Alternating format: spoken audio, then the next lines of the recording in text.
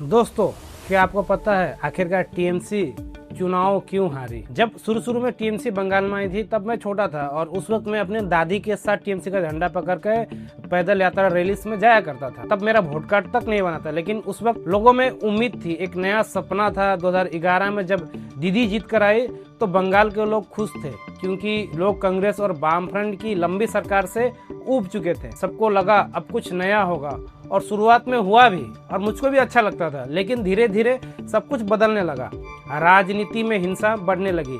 Election आते ही दंगे, मारपीट, डर का माहौल हुआ करता था। विपक्षी कार्यकर्ताओं को दबाया जाने लगा, बीजेपी हो या कोई और पार्टी के हो। यहाँ तक कि आम लोगों के बीच भी सिंडिकेट और दबदबे की राजनीति शुरू हो गई। लेकिन अब एक कहानी सुनिए। 4 मई को जैसे ही बीजेपी चुनाव जीती, कई जगह पर बीजेपी के कार्यकर्ताओं ने टीएमसी के पार्टी ऑफिस पर कब्जा करने लगे।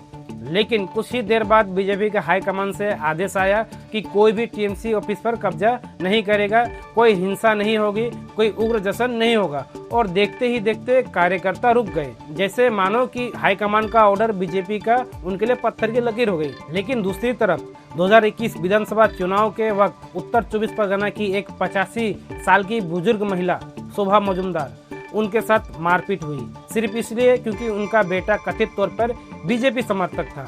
बाद में उस बुजुर्ग मां की मौत हो गई। अब सवाल ये उठता है कि क्या एक महिला मुख्यमंत्री होने के बावजूद ममता बनर्जी उस मां के समर्थन में खुलकर खड़ी नहीं हो सकती थी क्या? या फिर आरजी कर केस जैसे मामलों में सरकार और मजबूती से जनता के साथ नहीं खड़ा हो सकती थी? लेकिन ऐसा क्यों नहीं हुआ?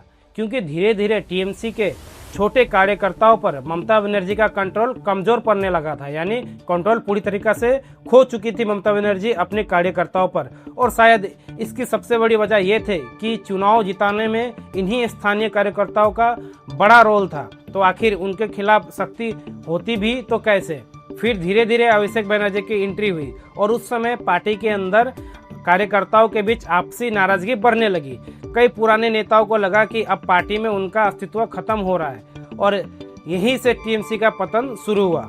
अगर कार्यकर्ताओं पर वही पकड़ और अनुशासन रहता तो शायद नतीजा अलग हो सकता था। अब दूसरी तरफ बीजेपी को देखिए, वहाँ फैसले सिर्फ 1 या 2 लोग नहीं लेते। स्टेट लीडर, राष्ट्रीय अध्यक्ष और वरिष्ठ नेताओं से चर्चा के बाद निर्णय होता है।